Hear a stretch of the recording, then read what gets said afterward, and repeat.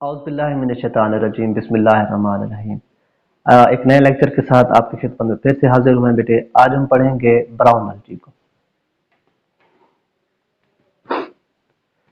Brown अलजी अगर इसके हम फीचर्स देखें, इसकी खसूसियात देखें तो लार्ज इन साइज, इनका साइज बहुत लार्ज होता है।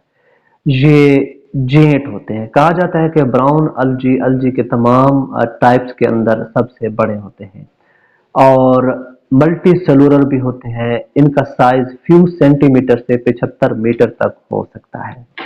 They are large in size and gent brown algae. They are multicellular. Size ranges from few centimeter to 75 metre तक। और यहाँ पर एक बड़ी इंपॉर्टेंट टर्म इस्तेमाल होती है, kelps. What are the kelps? अक्सर शॉर्ट क्वेश्चन एमसीक्यूज में ये चीज पूछी गई है कि आप कहेंगे लार्जेस्ट ब्राउन अलजी, भूलना नहीं है, largest brown algae is known as kelps. देखने में कैसी होती है? छूने में टफ लेदरी इन अपीयरेंस। अच्छा, एक मजे की बात, जैसे हम कहते हैं, हम पढ़ तो ये रहे कि ये प्लांट लाइक प्रोटिस्ट है। मैं यहां पर एक स्ट्रक्चर बनाता हूं, ये देखिए, ये एक अलजी की एक मिसाल है। अब इसका ये रूट वाला हिस्सा जो होगा, हम इसको नाम देंगे hold fast. Brown algae have roots like structure named as hold fast. अच्छा, स्टेम लाइक स्ट्रक्चर, ये जो स्टेम देख रहे हैं आप, इस स्टेम को नाम देते हैं हम स्टाइप्स।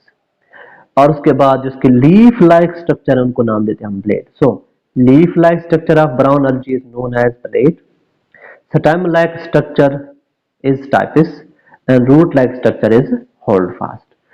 उसके बाद पांचवा पॉइंट है, ये क्या है बेटा? नॉन मोटाइल है। जैसे एनिमल मूव करता है, ये मूव नहीं करेंगे, but their reproductive cells have two flagella.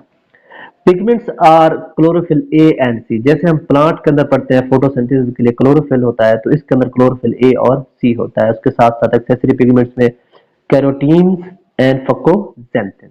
फकोजेंथिन ये एमसीक्यूज के लिहाज से इंपॉर्टेंट। ये बेटा याद रखिए, क्लोरोफिल ए एंड सी और कैरोटीन्स फकोजेंथिन किसके अंदर मौजूद होते हैं?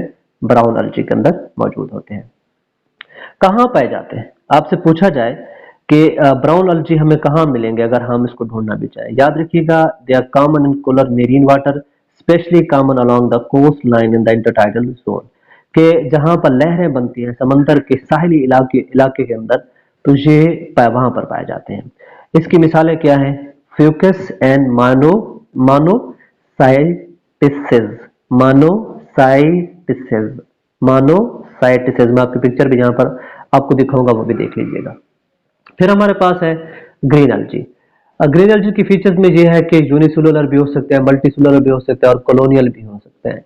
इनके अंदर फोटोसिंथेसिस करने के लिए क्लोरोफिल ए, बी और कैरोटीनॉइड ये पिगमेंट है। याद रखिए बेटा, यहाँ पर कौन से? Chlorophyll A and b and carotenoid. यहाँ पर क्या थे? क्लोरोफिल ए, सी और कैरोटीन्स फकोजेंथन, ये चार थे, जहां पर तीन है। ये फर्क याद रखिएगा। इसके अंदर बेटा फ्लैजेला होता है, मतलब ये लोकोमोशन कर सकते हैं, ग्रीन अलजी इधर उधर मूव आउट कर सकती हैं। फ्लैजेला के होने की वजह से इनकी सेल वाल सेलुलोज से मिलकर बनी होती है। तो ये बड़ी इंपॉर्टेंट बात करने जा रहा है कि they have many characters common to the plants. मिसाल के तौर पर ऐसे करेक्टर हैं किसके अंदर? ग्रीन अलजी के अंदर, जो प्लांट के साथ मिलते जुलते हैं। कौन से भाई? एक तो यह है कि दे हैव सिमिलर पिगमेंट, मतलब chlorophyll a, B, carotenoids etcetera, ये प्लांट के अंदर पाए जाने वाले पिगमेंट्स हैं जो फोटोसिंथेसिस करवाते हैं। इनके अंदर सिमिलर रिजर्व फूड होती है। क्या मतलब? यहाँ पर ये भी कार्बोहाइड्रेट तैयार करते हैं, इनकी सेल वॉल भी सिमिलर है। सो इस बात से क्या चीज अखज की जा सकती है?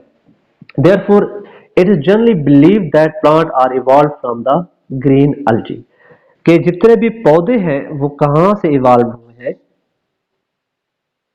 ग्रीन अलजी से। तो ग्रीन अलजी अगर उसको हम उसके डीएनए सीक्वेंसिंग देखें और प्लांट्स की डीएनए सीक्वेंसिंग देखें, किसकी? ग्रीन अलजी की। और प्लांट्स की जब हम आरएनए सीक्वेंसिंग देखते हैं, तो हमें पता चलता है कि ये जो पौधे हैं, स्पेशली पौधे प्लांट्स, कहां से इवॉल्व हुए हैं? ग्रीन अलजी से। मैं मिसाल के तौर पर कहता हूं कि फॉर एग्जांपल ये एक इंसेस्टर है, ये वाला पॉइंट। तो इंसेस्टर में क्या हम कहते हैं कि ये ग्रीन अलजी है। क्या है बेटे हमारे पास? ग्रीन अलजी है।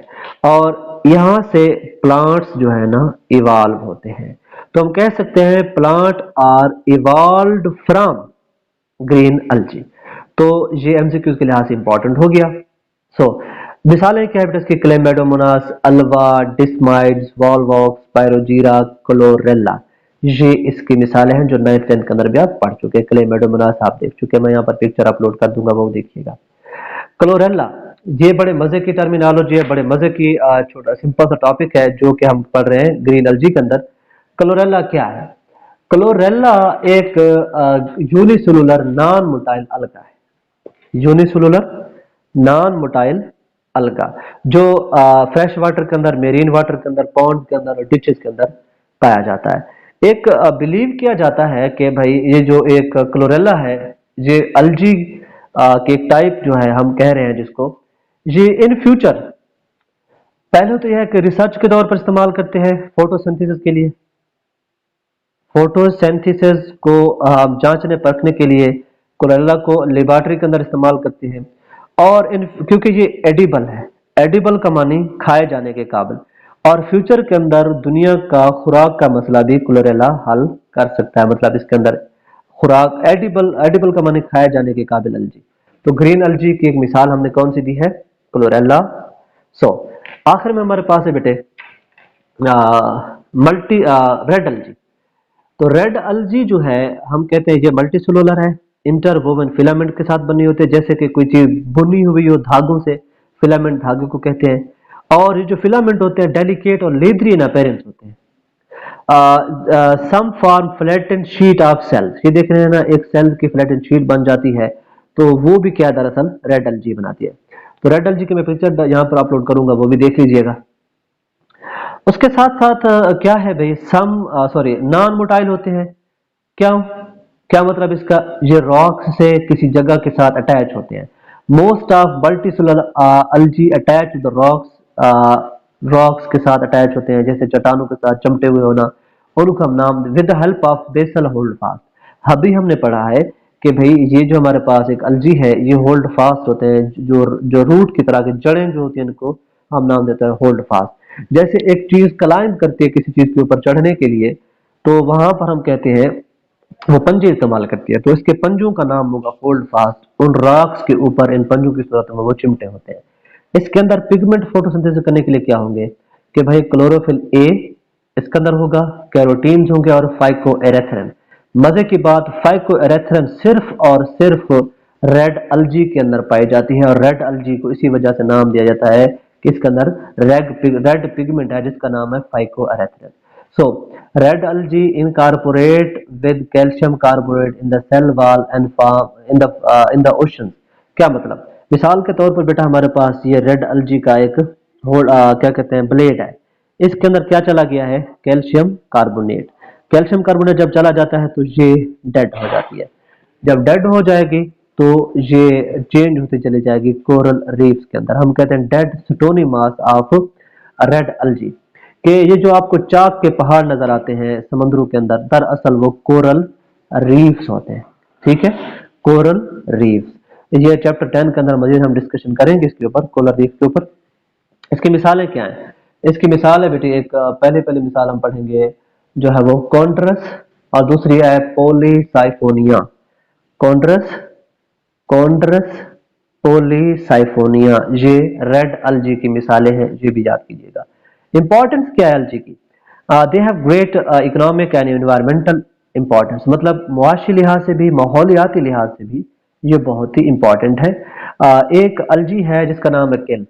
ये मैंने पहले भी बताया बेटा कि खुराक के तौर पर इसको हम इस्तेमाल कर सकते हैं। इसके अंदर और भी यूजफुल सब्सटेंसेस हम हासिल करते हैं, जैसे अल्जिन है, आइसक्रीम के अंदर अल्जिन को इस्तेमाल किया जाता है। एगर है, कब्ज कुशा के तौर पर हम इसको इस्तेमाल करते हैं जब हमें कॉन्स्टिपेशन हो जाती है। अच्छा, कैराजिनन, कैराजिनन, कैराजिनन एक ऐसा हमारे पास रेड अलजी है जो शैम्पू के अंदर बतौर लैसदार मादे के तौर पर इस्तेमाल होती है, और कुछ है एंटीसेप्टिक के तौर पर इस्तेमाल होती है। फिर बेटा algae are most are major products of aquatic system। हमें पता होना चाहिए कि इकोसिस्टम इनका क्या होता है, इक्वेटिक ही है, तो वहाँ के ये प्रोडक्ट्स हैं। Thus they play basic role in the food chain. जानदारों के लिए ये फूड चेन के तौर पर इस्तेमाल होती हैं। जैसे कि एक जानदार को खाता है, फिर वो किसी दूसरे का शिकार हो जाता है, तो उसको हम नाम देते हैं फूड चेन का।